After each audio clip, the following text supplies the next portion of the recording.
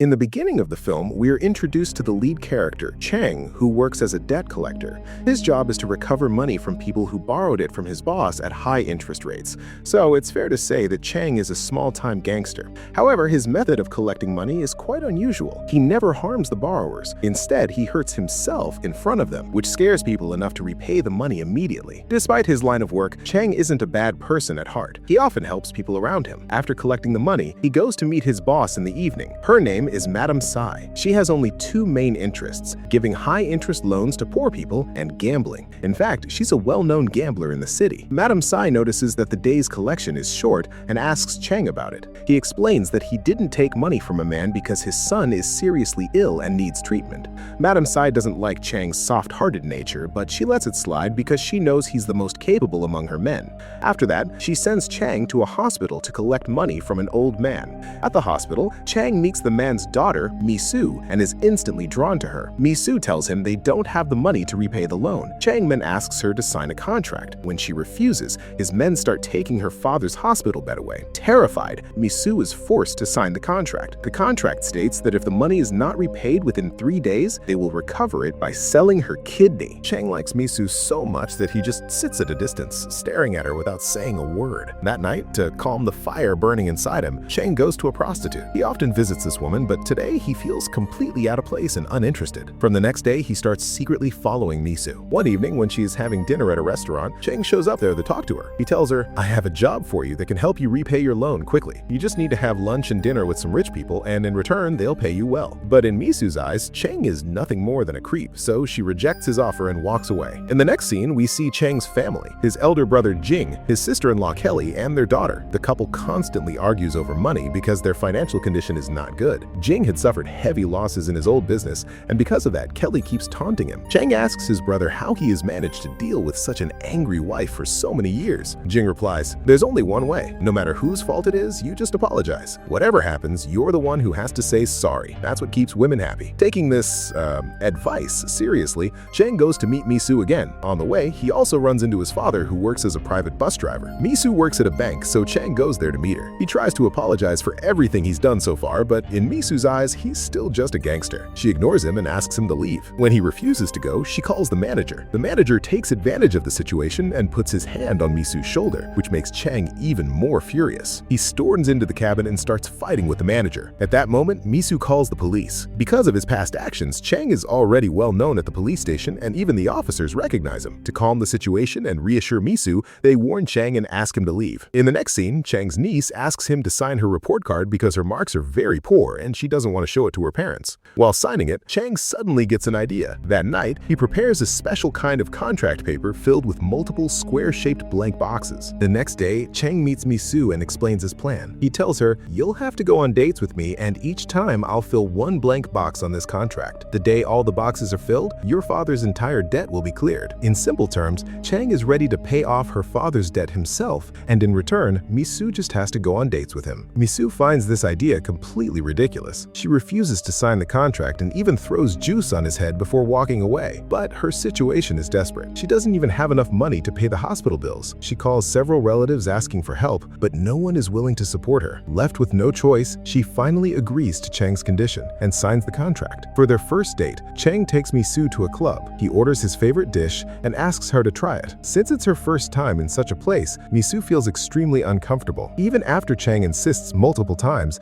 she doesn't eat anything and just sits there quietly. They continue going on dates for a few days, but Chang doesn't really gain anything from it, except that the blank boxes on the contract keep getting filled one by one. He starts thinking maybe the problem is his hairstyle, so he goes to his brother's barbershop and gets a new haircut. The next day, when Misu visits the hospital to see her father, she is surprised to find Chang already there. He has bathed her father and even helped him change his clothes. Seeing this, something soft finally stirs in Misu's heart for the first time. Because of that, on their next date, she starts treating Chang a little more kindly. Things finally start improving for Chang, and his efforts slowly begin to pay off. But in the middle of this, a problem arises. Some goons sent by Madam Sai create chaos in a shop while trying to collect debt. Chang steps in, beats them up, and saves the shopkeeper and his wife. However, Misu misses the beginning of this incident. From what she sees, it looks like Chang himself is responsible for the destruction along with his men.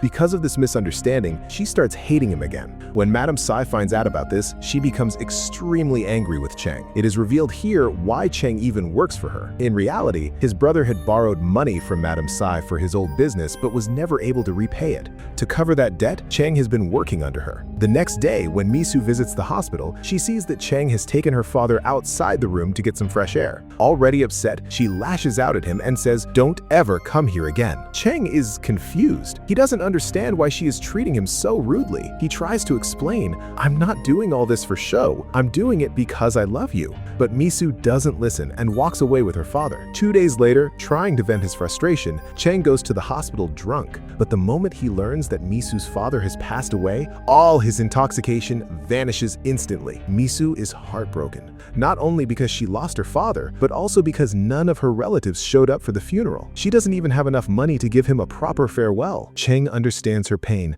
and within a few hours, he completely transforms the situation. He makes sure her father gets a respectful and grand final farewell. From arranging everything to even calling Buddhist monks for the rituals, Cheng takes care of it all so that her father's soul can rest in peace. Many people from the city also come to attend. At the funeral, Misu meets the shopkeeper and his wife, the same people whose shop was attacked earlier. From them, she learns the truth. It was actually Cheng who saved their shop from Madame Tsai's goons that day. Realizing this, Misu feels deeply guilty for always misunderstanding Cheng and thinking of him as a bad person. Cheng performs the funeral rituals as if he were Misu's husband, taking full responsibility for everything. Misu feels genuinely grateful that, because of him, her father received such a respectful and proper farewell. After this, Cheng goes to her office to bring her some food and drinks. For the first time, Misu treats him warmly. She takes him to the rooftop of an old building and asks, "Tell me, why do you love me?" Cheng replies honestly that he doesn't even know why he loves her so much.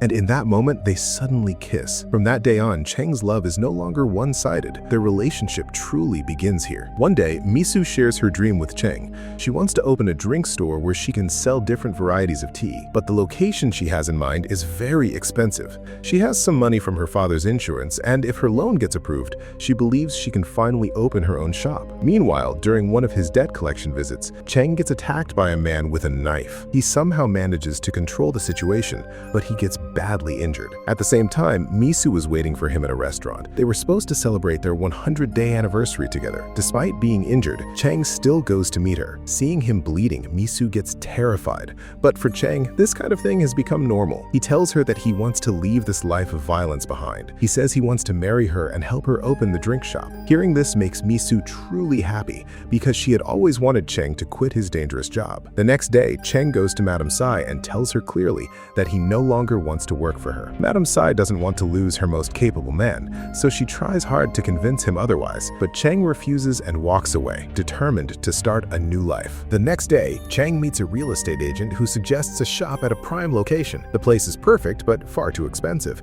and Cheng doesn't have that kind of money, so he goes back to Madame Tsai to ask for help. Madame Tsai tells him that the next day she's going to play a high-stakes gambling game with some Japanese players. She assures him beating them isn't a big deal. Whatever money you put in, you'll get double in return. That evening, Cheng tells Misu, "I've spoken to the shop owner. You go to his office tomorrow for the registration. I'll bring the money there." The next day, Cheng gathers all his savings along with the insurance money from Misu's father and heads to the club where the gambling match is supposed to happen. Meanwhile, Misu goes to the real estate office to complete the shop registration.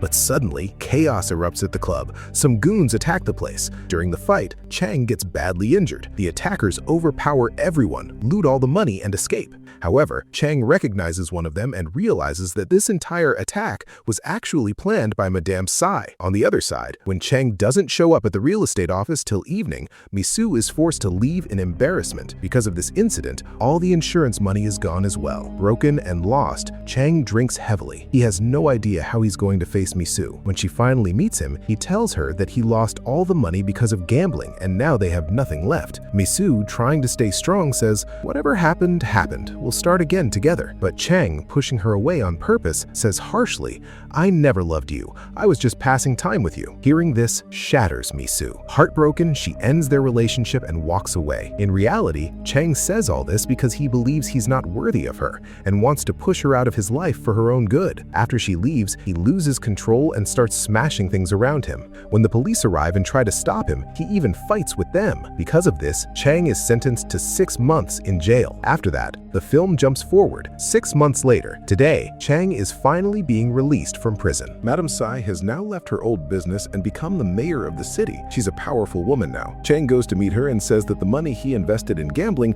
wasn't actually his, so he needs it back. But Madam Tsai coldly refuses to even recognize him and asks him to leave. The next day, Chang returns to her office and creates chaos, breaking things in anger. Madam Tsai arrives there with her men, furious at him. Chang insists, "I need that money at any cost. I have to return it to someone." It's revealed here that while Chang was in jail, he found out he has a brain tumor. The tumor is already quite large, which means he only has a few months left. When Madam Tsai learns about his condition, she feels a rare moment of sympathy and returns her share of the money. Chang takes that money and goes to meet Misu. She still doesn't know about his illness and is still very angry at him, so she refuses to take the money. Chang desperately tries to stop her, but she walks away without listening. Meanwhile, Chang's father is no longer mentally stable and often ends up at the police station talking strangely. When Chang returns home, he realizes that his brother and sister-in-law are treating his father like a servant. Furious, he fights with his brother and even beats him up. Later, he talks to his father and asks how long this has been going on. His father says, "Ever since I left my bus driving job, I've become useless for this family." He even praises Chang for saying he did the right thing by hitting his brother, blaming him for never being able to keep the family stable. Chang chooses not to tell his family about his illness.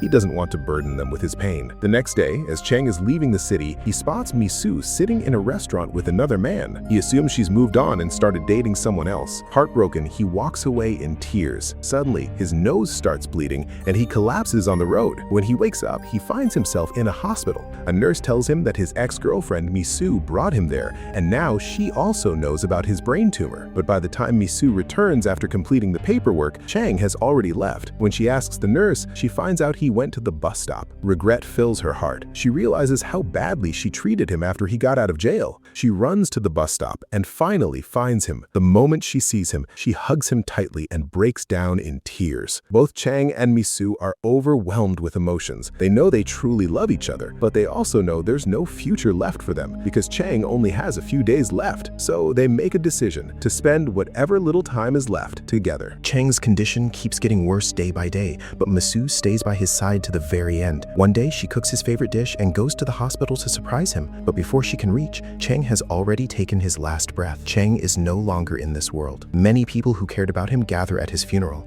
His father is completely shattered by the loss of his young son. He remembers Chang's last words to him. "Misu has no one in this world. After I'm gone, please stay with her so she never feels alone." His father wants to attend the funeral, but Jing stops him from going. A few days later, a parcel arrives in Jing's name. When he opens it, he breaks down in tears. Before dying, Chang had ordered a tube light for his brother's barbershop. Even till his last moments, Chang kept thinking about the people around him. Yet, he never truly received the love he deserved from his own brother and sister-in-law. In the final scene of the film, we see Chang's father with Misu. It's the first day of the year, and Misu is taking him to her home to celebrate. As she remembers her moments with Chang, tears roll down her eyes. And with this emotional ending, the film comes to a close.